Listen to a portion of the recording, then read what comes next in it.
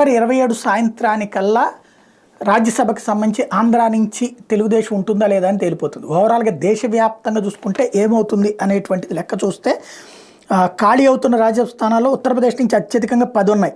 ఈ 10లో దాదాపుగా 7 దాకా బీజేపీకి వచ్చేటటువంటి పరిస్థితి ఉంది. అక్కడ బీహార్, మహారాష్ట్రలో చెరో 6, మధ్యప్రదేశ్, పశ్చిమ బెంగాల్లో చెరో 5, కర్ణాటక, గుజరాత్లో చెరో 4, ఆంధ్రప్రదేశ్, తెలంగాణ, ఒడిస్సా, రాజస్థాన్ రాష్ట్రాల్లో 3, ఛత్తీస్గఢ్, హర్యానా, హిమాచల్ ప్రదేశ్, ఉత్తరాఖండ్ రాష్ట్రాలు ఒక్కోటి ఖాళీ అవుతున్నాయి.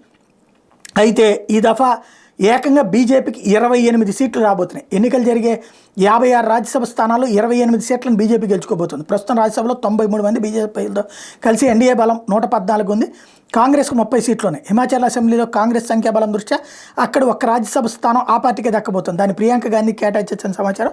ప్రస్తుతం అక్కడి నుంచి ఎంపీగా ఉన్న బీజేపీ చీఫ్ నడ్డాని మరో రాష్ట్రం నుంచి అధిష్టానం సర్దుబాటు చేయబోతుంది. ఇప్పుడు ఏకంగా బీజేపీకి 28 రాజ్యసభ స్థానాలు రాబోతున్నాయి.